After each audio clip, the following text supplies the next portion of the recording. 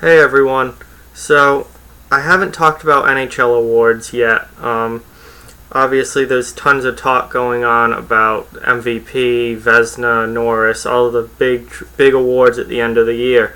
And I haven't put in my 2 cents yet, so I figured now, with no games last night, now was a good time to talk about the NHL awards and who.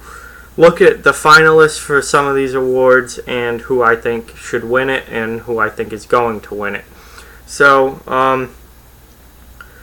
let's get started. I looked at the finalists for MVP who's in the race, and then who I think should win it, and I looked at their stats and stuff like that and just talked about it. So MVP, I think, comes down to two guys. This race is between Taylor Hall of the New Jersey Devils and Nathan MacKinnon of the Colorado Avalanche. Honestly, both guys had MVP-type seasons, without a doubt. Picking between these two is very, very difficult. Taylor Hall played 76 games. He had 39 goals, 54 assists for 93 points. He was plus 14, 1.22 points per game, and 37 points on the power play this year. Ridiculously good season for Taylor Hall. He was the reason that the New Jersey Devils made the playoffs, without a doubt. Without him, they are back near the bottom of the Metro Division. Similarly, though, Nathan MacKinnon out in Colorado, 74 games played. He had 39 goals, 58 assists for 97 points. He was plus 11, had 32 power play points, and 1.31 points per game. And just like Hall, the Colorado Avalanche are not in the playoffs without Nathan MacKinnon. He was almost single-handedly their big reason for their turnaround. They were historically bad last season, and then this season they ended up being a playoff team and having 90-plus points in the regular season. The reason for that is Nathan MacKinnon. So this is an extremely difficult choice between these two. For most of the end of the regular season, I was all in on MacKinnon being MVP. I think most people started to lean towards Hall. Hall had a better last couple weeks of the season than MacKinnon did. What they do in the playoffs doesn't matter. This is a regular season award. I think Taylor Hall wins it, but my pick would be Nathan MacKinnon. I'm going to stick with MacKinnon. I've been with him for most of the second half of the season as being the MVP, and I'm going to stick with that. Colorado would not have made the playoffs without Nathan MacKinnon. He did everything for that team. He was really the driving force behind their turnaround and why they were good this year. So I think Hall is the popular pick and ends up winning it, but I'm going with Nathan MacKinnon for MVP because what he did this year was unbelievable. And taking a team so bad as Colorado was last season and making them a playoff team this year. Next up, the Norris Trophy. So the three finalists for the Norris are Victor Hedman, PK Subban, and Drew Doughty. So Hedman played 77 games this year. He had 17 goals, 46 assists for 63 points. He was plus 32, which is insane, and he played almost 26 minutes a night, 25.51 per game. PK Subban, he played the whole season, all 82 games. He had 16 goals, 43 assists for 59 points. He was plus 18 and played 24.07 per night. Drew Doughty, he played the whole season, 82 games. He had 10 goals, 50 assists, 60 points, plus 23, and played 26.50 a night. So he played a lot of hockey this season. So you look at Hedman, he has the most points out of the group. He also has the best plus-minus out of the group. Subban only played 24 minutes a night, although that's not a huge deal. I think Subban gets hurt because of who he plays in Nashville, and Nashville's defense core, their whole top four is ridiculously good. So I think Subban gets hurt because he's on the same team as Yossi, Ekholm, and Ellis, and these guys that are also really, really good defensemen. So I think PK probably finishes third in the voting. So it comes down to Drew Doughty and Victor Hedman. Doughty played the most. His time on ice is ridiculous. But he only had 10 goals this year. He also had 50 assists, which is ridiculous. He had 60 points. Hedman had 63. Hedman was plus 32. I think that helps him out, even though a lot of people don't like plus minus. Once you get an extremes, good or bad, and plus minus, it is a valuable stat. Hedman was really, really good this year, and if I was voting on the awards, I would pick Victor Hedman to be the Norris Trophy winner this year. I think he deserves it. I think he was the best defenseman in the NHL this season. So I think Hedman is going to win it, and he would be my choice to win it. Switching up to goaltending now, the Vezina Trophy, best goaltender in the NHL. We have Pekka Rinne, who started 59 games. He went 42, 13, and 4 with a .927 save percentage and a 2.31 goals against average. Andrei Vasilevsky in Tampa Bay started 64 games. He went 44, 17, and 3 with a .919 save percentage and a 2.62 goals against average. And Connor Hellebuyck, out of nowhere, up in Winnipeg, 64 games started, 44, 11, and 9 with a .924 save percentage and a 2.36 goals against average. This, to me, is a tough choice between two guys. Vasilevsky, I'm sorry, he won a lot of games, but his save percentage was below .920. He gave up more than 2.6 goals a game. Yes, he won a lot of games, but his team scored a lot of goals. Vasilevsky's out in my book. This comes down to Pekka Rinne and Connor Hellebuyck. Hellebuyck obviously played more games and won more games, but his goals against was a little higher and his save percentage was a little lower than Rinne's. Rinne only played 59 games, but I think that's smart.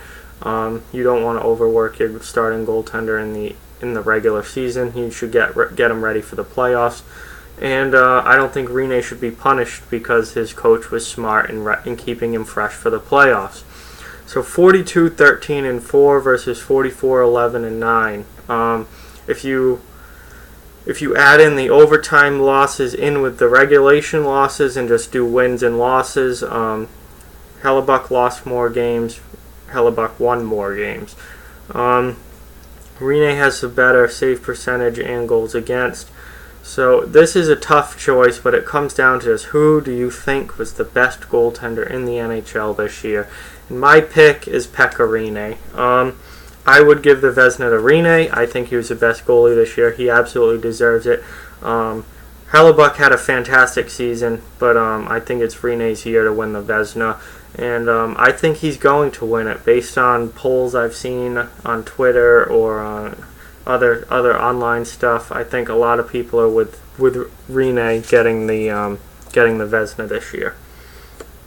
So next up, the Selke, best defensive forward.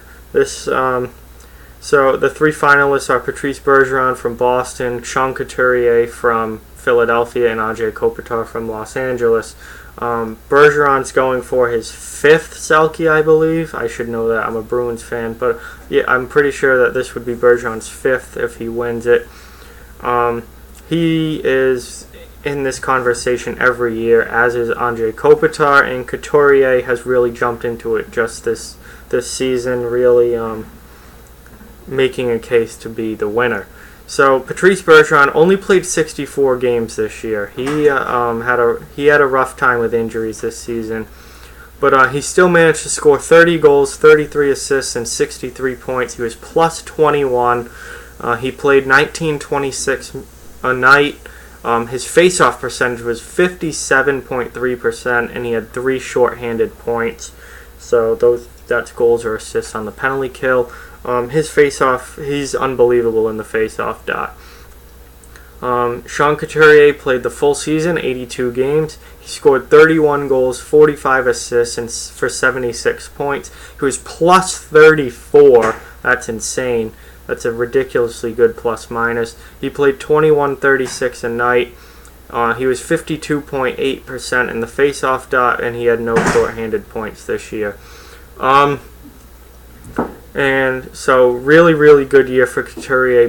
Bursting onto the scene he's always been a good defensive forward, but this was his offensive coming out party, and really bursting onto the scene as one of the best two-way forwards in the league. And lastly, Anze Kopitar, 82 games played. He had 35 goals and 57 assists for 92 points. Insanely good year for him offensively. Huge bounce back year. He was plus 21. He played 22.05 a night, so a lot of ice time for a forward there. That's really a defenseman's time on ice normally. 54.1 in the faceoff dot and 2 shorthanded points. So, who wins it? Bergeron, he wins it almost every year, but only playing 64 games this year I think really, really hurts him. He missed a lot of time with injury, and for that reason I think Bergeron is out. He doesn't win it again this year. He's won it a bunch of times before. It's time to give it to someone else, and him missing time hurts. So now we come down to Kopitar and Couturier. Kopitar had the better offensive season. This is a defensive award, best defensive forward. The stats kind of go towards Anze Kopitar winning this. He had the better stats. He had the higher faceoff percentage, played more minutes a night. He had shorthanded points. But he did have the lower plus-minus, though. But I think it's time for Sean Couturier to get recognized as being one of the best defensive forwards in the league. This year he was the best defensive forward in the league. I would give the award to Sean Couturier. I don't know who's going to win it. It's hard for me to even guess. I haven't seen a lot of online chatter about this award. It seems pretty even between the three guys on who they think should get it. I would give it to Sean Couturier. I hope he wins it. It's time for him to get recognized. The other two have won it before, and I think it's Couturier's time. So Selke goes to Couturier this year. The Calder, Rookie of the Year. The three finalists are Matt Barzal from the New York Islanders, Brock Besser from the Vancouver Canucks, and Clayton Keller from the Arizona Coyotes.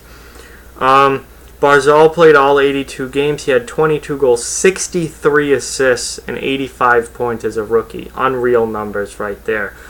He was +1 on the season. He had 4 game-winning goals, 27 points on the power play, and played 17:46 a night. It's a lot of ice time for a rookie, but when you're that good, you get it. Brock Besser, he only played 62 games. He missed a lot of time at the end of the year because he got injured, but he still had 29 goals, 26 assists for 55 points. He was -5. He had 4 game-winning goals, 23 power play points, and played 17:30 a night. He was a minus, but he played on a terrible team in Vancouver. All these guys played on bad teams, so plus-minus is a little bit of a tougher stat when you're on such an awful, bottom-feeding awful team. Clayton Keller, Arizona, he played all 82 games. He scored 23 goals, 42 assists for 65 points. He was -7, but again, terrible team. He had 3 game-winning goals, 20 power play points, and played 18:05 a night. Keller, looking at just at the stats, I think Keller's a little bit behind these guys. Just stats-wise, the less game-winning goals, less power play points. Did play more, but also worse plus-minus, which doesn't mean a whole lot. Besser missed a lot of time with injury, which kind of hurt him. I think if he had played the full season like the other two, he would be up near like 35, 36 goals. He'd be up near like 65 points where Keller ended up, and probably more game-winning goals and power play points as well. So the injury really hurts Brock Besser, meaning the Rookie of the Year is going to go to Matt Barzal. He would be my pick. He's who I think is going to win it. Just blew everyone away, all the other rookies away with points. 85 points. He even was a plus player on a bad team, too. 27 power play points, 4 game-winning goals, almost 18 minutes a night. It's the 85 points that wins it for him. Just ridiculous numbers for a rookie. And he absolutely, in my eyes, was the best rookie this season. 63 assists in your first year in the NHL. He has a chance to be a 100-point player for sure on a yearly basis. I could absolutely see him in that 30 goals, 70 assists area every single year from now on. He's going to be giving Connor McDavid a run for his money as far as 100-point seasons go. And lastly, stats don't mean anything for this, so I didn't bother writing their stats down. This is the Masterson Trophy. This is for perseverance and dedication to hockey. And to me, the other two finalists are only there as a formality. There is no doubt who should win this year. It's Brian Boyle. This is his award for this season without a doubt. Diagnosed with a treatable form of leukemia in training camp. Went through the treatments, fought his way back, ended up playing quite a few, almost didn't miss a lot of time this season, a lot less time than I would have expected for someone who's fighting cancer. Unbelievable season for Boyle, just that he could play. He was also an extremely important player on the New Jersey Devils, both as a fourth-line center, as a penalty killer, and as a guy in the locker room. He is not your average, bottom six forward that can just be, replaced. He is a veteran guy with a ton of experience, loved in the locker room, great leader. He doesn't put up, he's not a 20-goal scorer. He's not a 50-point guy. He's a bottom six forward, but he means a hell of a lot to the team that he plays for. This year it's New Jersey, and he's without a doubt, no disrespect to Roberto Luongo or Jordan Staal, but Brian Boyle deserves this award this year, and I don't think it's even close. Just what he went through to even be able to play this year, and then to see how well he played and how important he was for the New Jersey Devils, who were a surprisingly good story this year and ended up being a playoff team, which a lot of people didn't expect. Boyle is without a doubt the Masterson Trophy winner. So, and I do think he's going to win it. I think it might be unanimous, but we'll have to wait and see how the voting shakes out.